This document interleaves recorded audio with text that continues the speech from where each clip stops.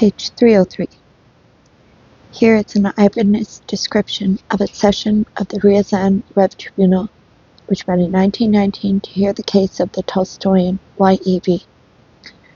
With the proclamation of universal and compulsory conscription into the Red Army, just 1 year after the slogans, "Down with the war, stick your bayonets in the ground, go home," 54,697 deserters were caught and sent to the front.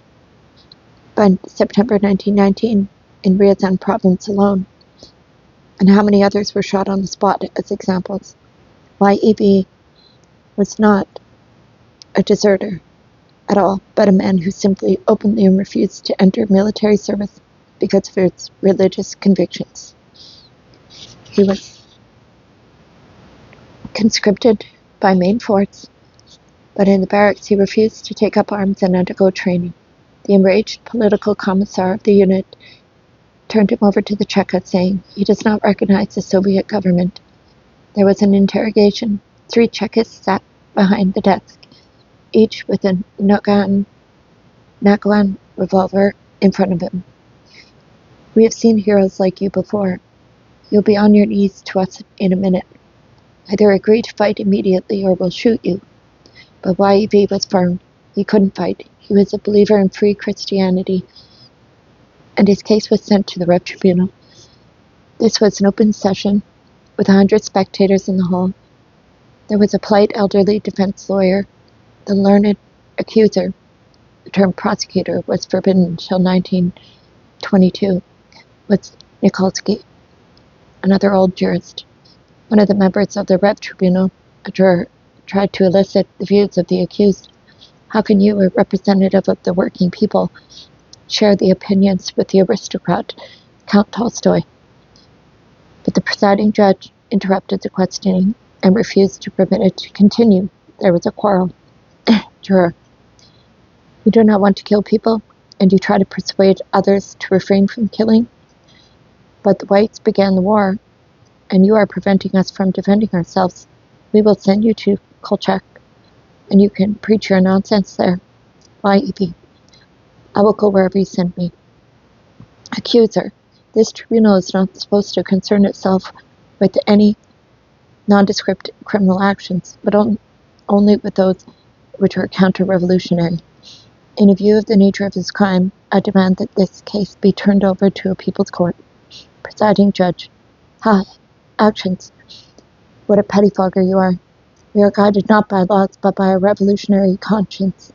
Accuser: "I insist you must include my demand in the record." Excuse me.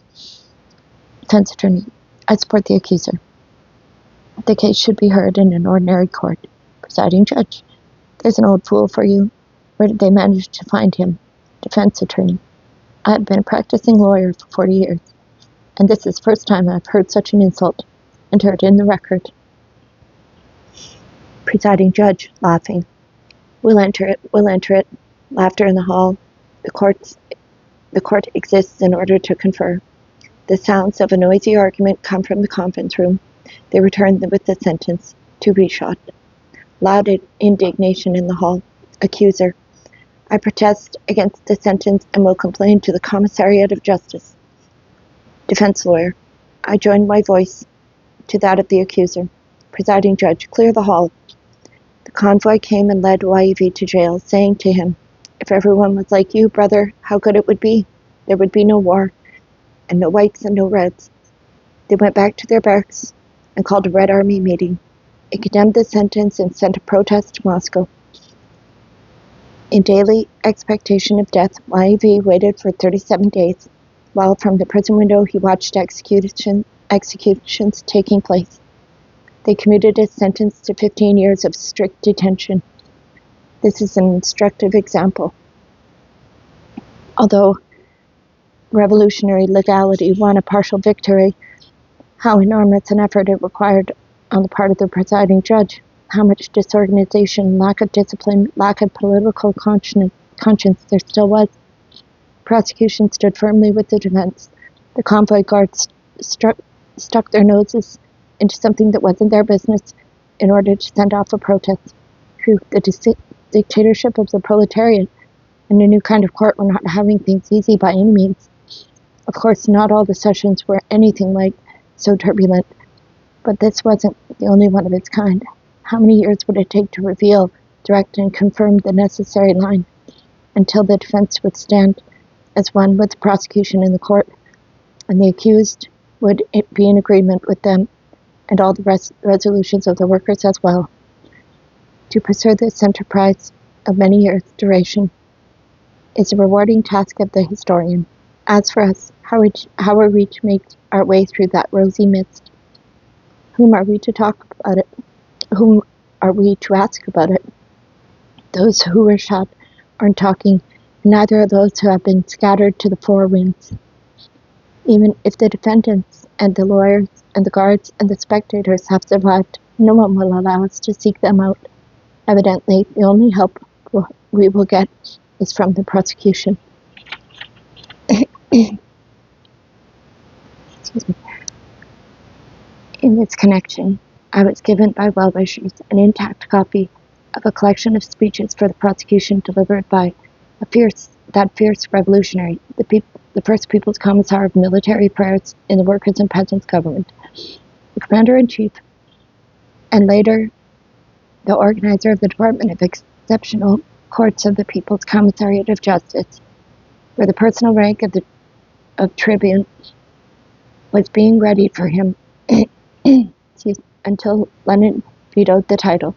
The glorious accuser in the trials was subsequently exposed as a ferocious enemy of the people, N.V. Krylenko.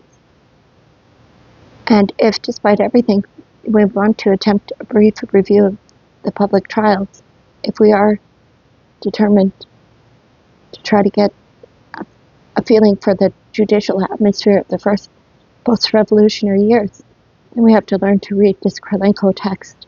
We have no other.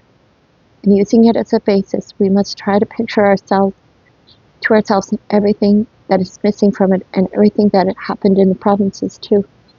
Of course, we would prefer to see a stenographic record of those trials, to listen to the dramatic voices from beyond the grave of those first defendants and those first lawyers, speaking at a time when no one could have foreseen what implacable sequence all of it would be swallowed up, together with those Red Tribunal members as well.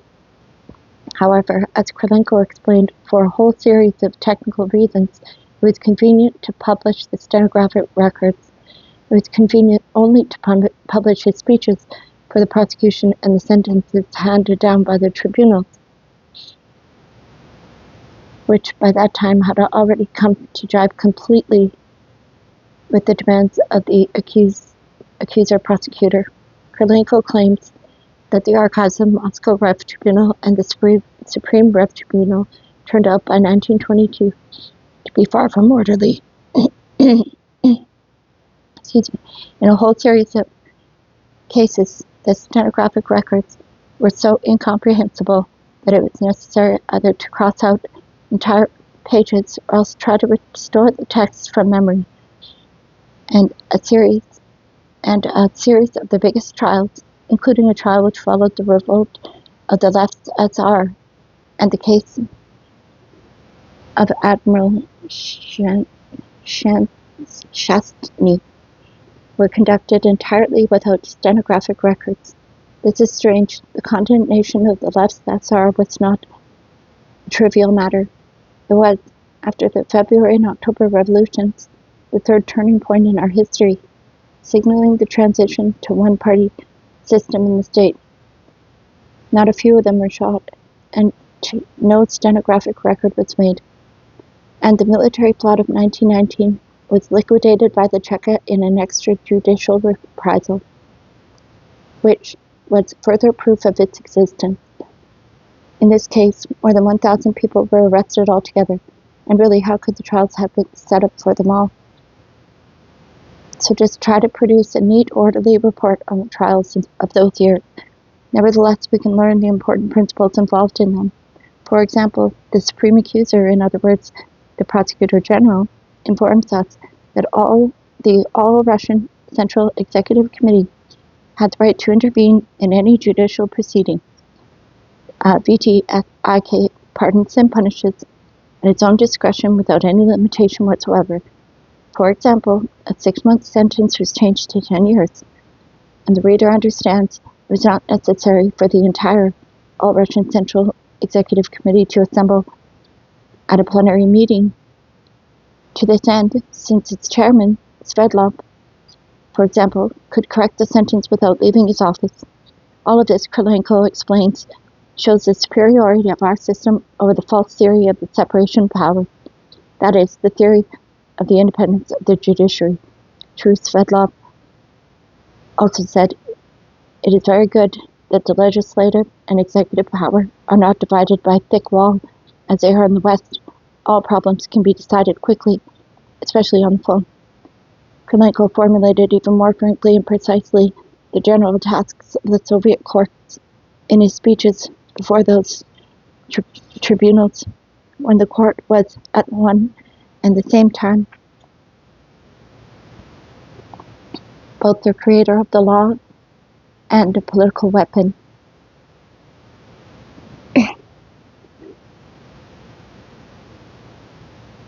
Creator of the law, because for years there were no codes. They had thrown out the Tsar's codes and they had not composed their own. Don't tell me our criminal courts ought to act exclusively on the basis of existing written norms. We live in the process of revolution. A tribunal is not the kind of court in which fine points of jurisprudence and clever stratagems are to be restored. We are creating a new law, new ethical norms. And also, no matter how much is said here about the eternal law of truth, justice, etc., we know how dearly these have cost us. But in your prison terms are compared with ours. Maybe it didn't cost you so dearly after all. Maybe eternal justice was somewhat more comfortable. The reason the fine points of jurisprudence are unnecessary is that there is no need to clarify whether the defendant is guilty or not guilty. The concept of guilt is an old bourgeois concept which has now been uprooted. And so we heard from Comrade Krylenko that a tribunal was not that kind of court. On another occasion, we would hear from him that a tribunal was not a court at all. A tribunal is an organ of the class struggle of the workers directed against their enemies, and must, quote, from the point of view of the interests of the revolution, having in mind the most desirable results for the masses of workers and peasants, unquote, people are not people, but, quote, carriers of specific ideas. No matter what the individual qualities of the defendant, only one method of evaluating him is to be applied. Evaluation from the point of view of class expediency, unquote. In other words, you can only exist if it's expedient for the working class. And if this expedience should require that the avenging sword should fall on the head of the defendants, then no verbal arguments can help. Such arguments by lawyers, etc., in our revolutionary court are guided not by articles of law and not by the degree of extenuating circumstances. In the tribunal, we must proceed on the basis of considerations of expediency. That was the way it was in those years. People lived and breathed and then suddenly found out their existence was inexpedient. And it must also be kept in mind that it was not what he had done that constituted the defendant's burden, but what he might do if he were not shot now. We protect ourselves not only against the past, but also against the future. Comrade Krylenko's pronouncements are clear and all-inclusive. They bring alive for us that whole period of the law in sharp relief. The clarity of autumn suddenly pierces the mists of springs and reaches us. And it is perhaps unnecessary to go further. Perhaps we aren't required to page through trial after trial. These pronouncements will henceforth inexorably be henceforth applied. Close your eyes tight for a minute and picture a tiny court, not yet gilded. Earnest members of the tribunal in simple field jackets, lean, not yet fat-faced. The accusing power, as Krylenko loved to style himself, wears an unbuttoned civilian jacket with a glimpse of a sailor's striped undershirt just visible at the open throat. The supreme accuser expresses himself in this sort of language. The question of fact is interesting to me. define correctly the aspect of the tendency. We are operating on the plane of analysis of objective truth. Sometimes, as you read a quotation, the Latin shines out. From the Latin, shines out. Is it true that the same quotation turns up case after case, but after several years, a different one does appear? No wonder he did, after all, complete the course in 2 faculties, despite all his revolutionary running round. What attracts one to him are his frank opinions about the defendants, professional scoundrels. And he isn't hypocritical in the least. If he didn't like the defendant's smile, he didn't hesitate to blurt out a threat, even before any sentence was imposed. And as for you and your smile, Citizeness Ivanova, we'll make you pay for it, and we'll find a way to fix it so you'll never laugh again. So, shall we begin? Let's take a break there.